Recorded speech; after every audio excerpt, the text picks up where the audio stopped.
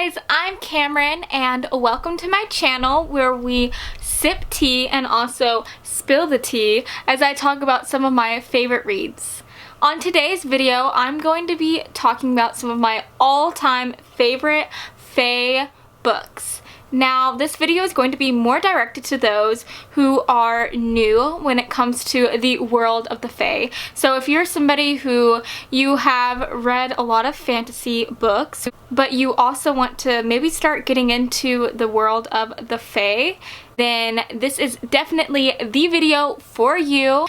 But if you're also somebody who you've already read a few fae books and you are starting to become as addicted to the fae genre as I am, then this video is also for you because I'm going to be suggesting some books that I know you will definitely love. Now, I also wanted to give you a little disclaimer. I'm somebody who I don't just like fantasy, I also love romance. So anything that I read, I have to have the combination of the two.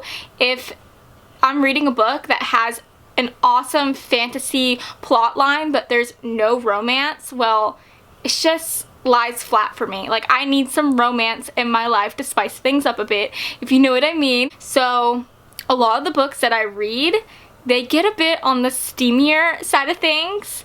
And when I say steamier, I mean that Jesus had to leave the room for a little while I was reading these because they are quite smutty.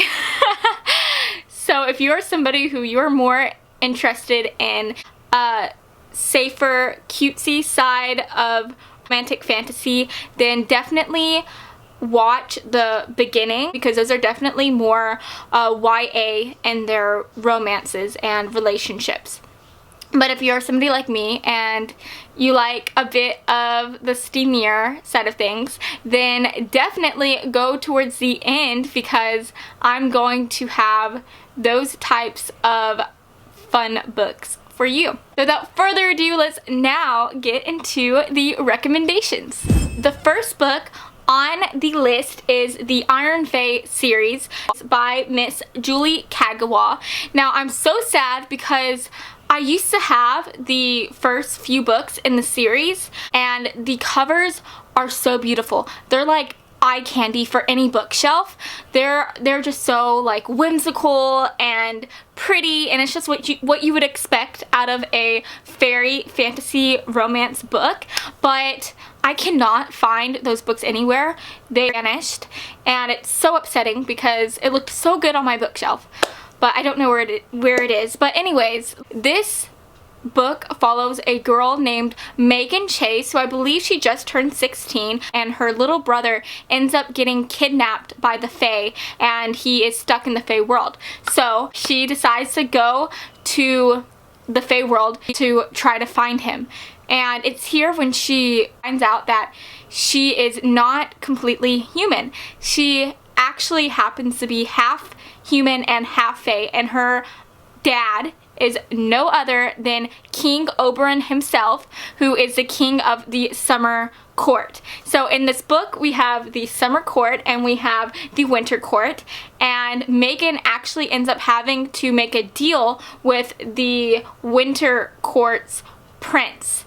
And in this deal that Megan makes with the Winter Prince, she promises that if he helps her find her brother, that she will go to the Winter Court with him and stay there for an indeterminate amount of time. And in the story, this is definitely a enemies to lovers type book, and the Winter Prince's name is Ash.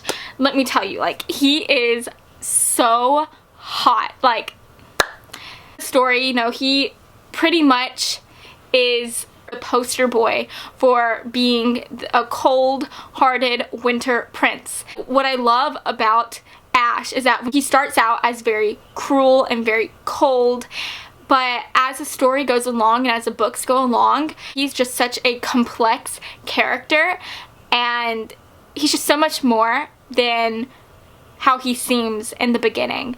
So this is such a great book series to begin with whenever you're starting your fae journey, and this series brings back so much nostalgia for me because it's just truly one of the first books that I read that has to do with the fae. And I feel like if you're looking for a book to truly get you introduced to the fae genre, this is the book for you. And with each book, it really does get better.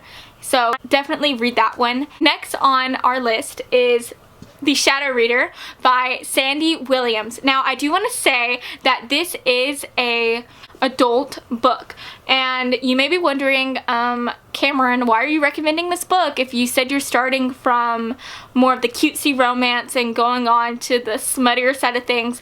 I do want to say that while this does read like an adult book, the relationships are developed in this series. It's very more on the YA tamer side of things.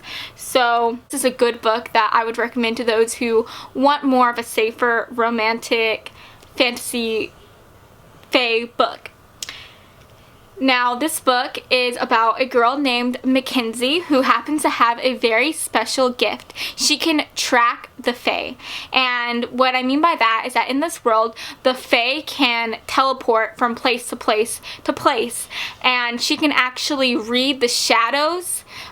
She can follow the shadows that they leave as they go from place to place.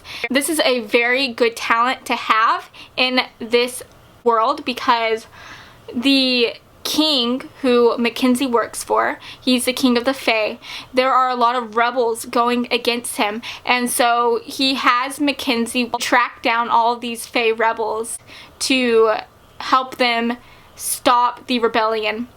Now, very soon in the book, Mackenzie actually gets kidnapped from said rebels, and she meets the leader of the rebellion, whose name is Aaron, and he is a very, very sexy bad boy.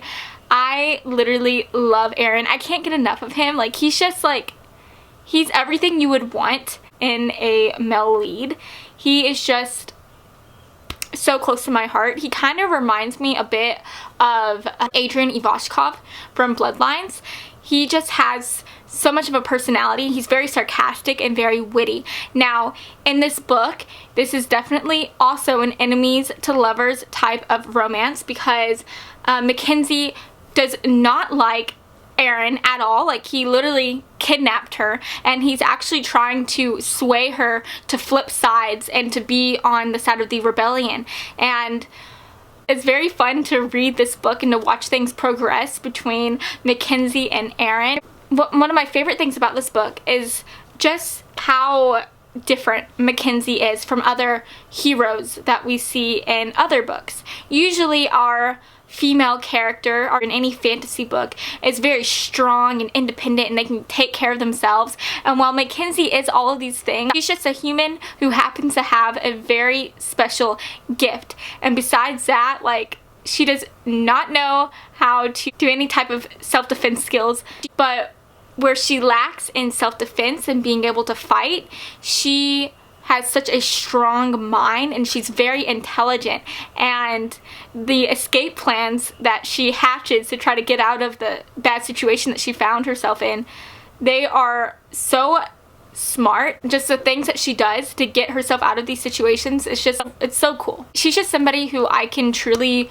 relate to, because I feel like if I happened to have this special gift and I was kidnapped by these fairy bad boy rebels, then I would have no idea what to do to try to get out of this situation. I wouldn't know how to fight, but I like to think that maybe I would be able to come up with plans that are half as good as Mackenzie. Okay, so definitely I would recommend this book because it's just such a good series, and it's such a good book to read after reading the Iron Fae trilogy or series, because it just truly adds on to the world of the Fae. And next on my list, number 3, is a book that does not even have to be explained. Everybody knows this book, but it has to be on this recommendation list because it is one of the Fae books. and that is The Cruel Prince by Holly Black. Now, I do want to say that this book was actually kind of hard for me to get through, because I'm somebody who, while I love my enemies to lovers type of trope, I don't like bullying. And the relationship that's built between the two main characters is just so toxic. Hardin is so beyond cruel to Jude, and it was just hard for me to read.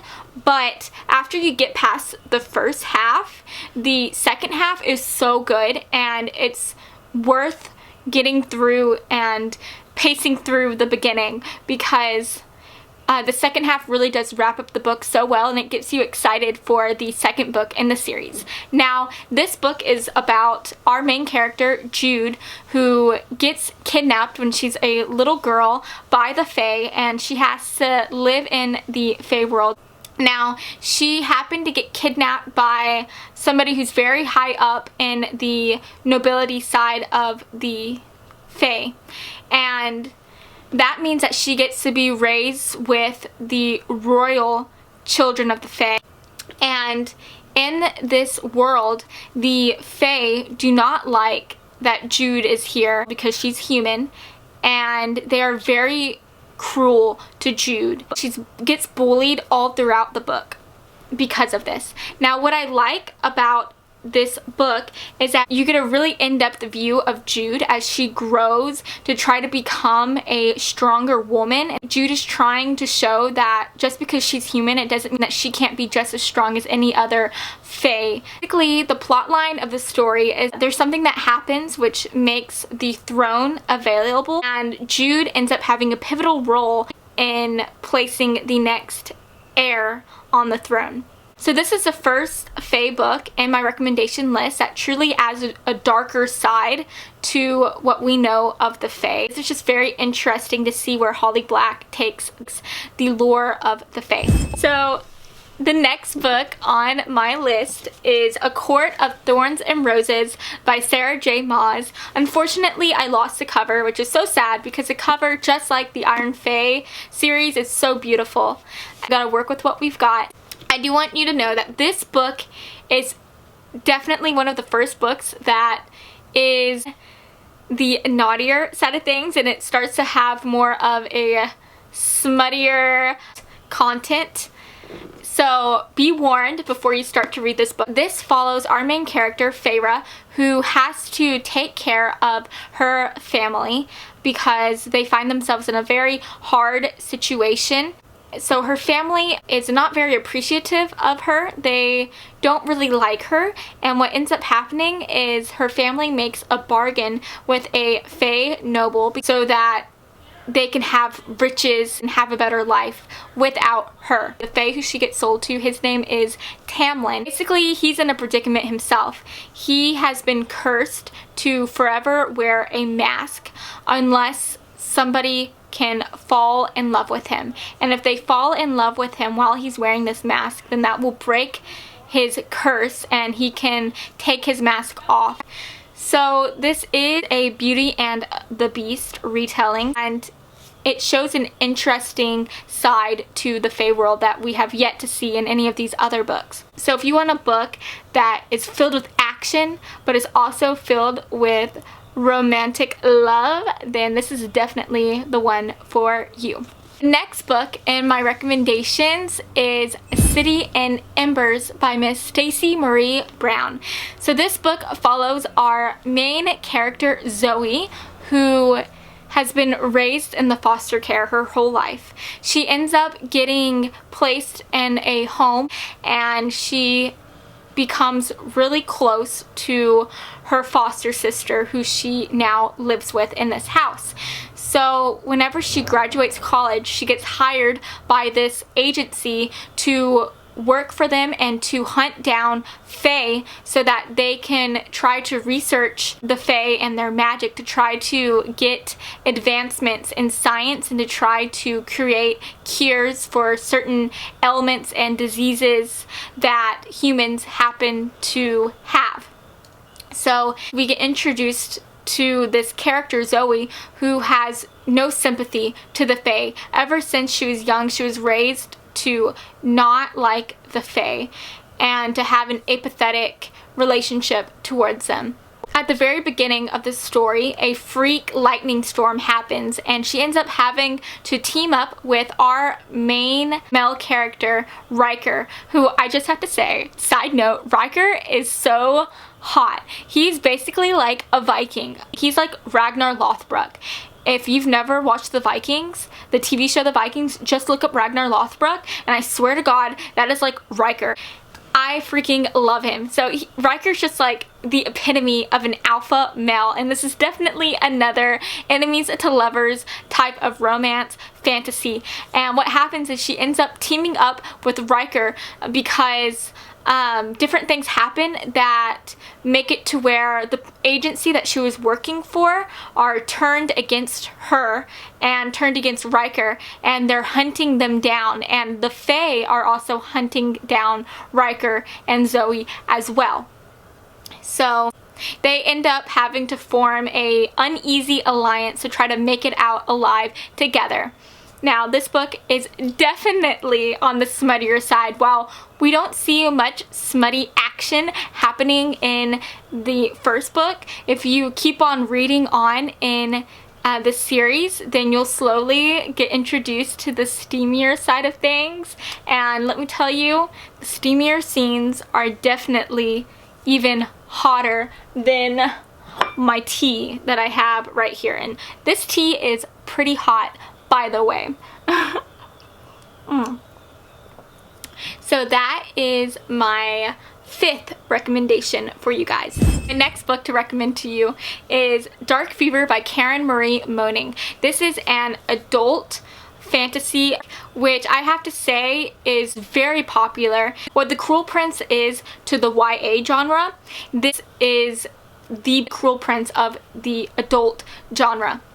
So this follows a girl named Michaela Lane whose sister was studying abroad in Ireland, and Michaela unfortunately finds out that her sister has passed away. She was murdered, and while she's talking to the police, they tell her that this is a cold case and that they can't find out who murdered her sister. So Michaela takes things into her own hands, and she decides to travel all the way from America to Ireland to try to investigate things on her own. When she gets to Ireland, she ends up forming an alliance with a man named Barons.